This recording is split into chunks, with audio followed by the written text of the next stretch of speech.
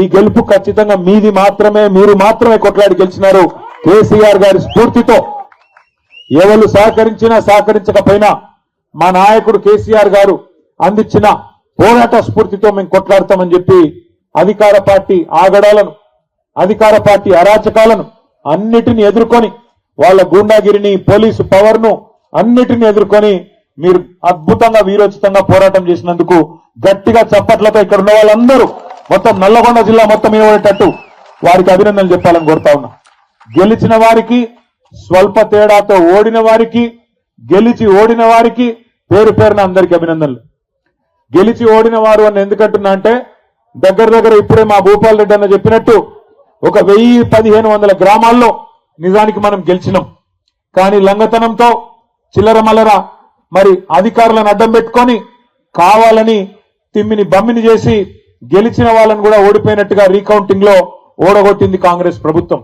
అయినప్పటికీ దాదాపు రాష్ట్ర వ్యాప్తంగా చూసినట్టయితే మరి ముఖ్యమంత్రి కాలికి బల్పం కట్టుకొని 2 ఏళ్ల విజయోత్సవాల పేరిట జిల్లా జిల్లా తిరిగిండు. స్థానికంగా ఉండే ఎమ్మెల్యేలు బెదిరించిండ్రు, మీకు ఇందిరమ్మ ఇల్లు రావు, ఫలానా పథకం రాదు, ఫలానా పథకం రాదు అని బెదిరించిండ్రు. కాలికి బల్పం కట్టుకొని ఎమ్మెల్యేలు, అధికార పార్టీ ఎమ్మెల్యేలు ఊరూరు తిరిగిండ్రు. ఇంకా చాలా రకాలుగా అధికార యంత్రాంగాన్ని అడ్డం పెట్టుకొని బెదిరించినారు. ఇన్ని చేసినా రాష్ట్ర వ్యాప్తంగా నిజాయితీగా కనుక ఎన్నికలు జరిగింటే 60% టచ్ అయ్యేది. అయినప్పటికీ దగ్గర 35-40% స్థానాల్లో ఇవాళ బీఆర్ఎస్ గెలిచింది అంటే దానికి కారణం మీరు మీరు మీరు అనే మాట మళ్ళొక్కసారి నేను విజ్ఞప్తి చేస్తా ఉన్నా. నిజంగా మీ పోరాట స్ఫూర్తి ఇలా పార్టీ నాయకత్వం మొత్తానికి కొత్త ఉత్సాహం ఇచ్చింది. కాంగ్రెస్ పార్టీకి ముచ్చెమటలు పట్టించింది. అందుకే జిల్లా పరిషత్ ఎన్నికలు పెట్టాలంటే, మండల పరిషత్ ఎన్నికలు పెట్టాలంటే కాంగ్రెస్ ముఖ్యమంత్రికి, కాంగ్రెస్ పార్టీకి భయమయ్యి ఇలా తప్పించుకొని పారిపోతా ఉన్నారు. చూస్తా ఉన్నారు మీరు. ఇవాళ పొద్దున్న పేపర్లో వాడుతూ ఉన్నది, సహకార సంఘాలకు ఎన్నికలు పెట్టాలా. రైతులకు నిజంగానే ముఖ్యమంత్రి గారు, కాంగ్రెస్ ప్రభుత్వం ఏదైనా మంచి చేసింటే సహకార సంఘాలకు ఎన్నికలు పెట్టి ఉండాలి. ఈరోజు రైతు దినోత్సవం కూడా, జాతీయ రైతు దినోత్సవం ఈరోజు.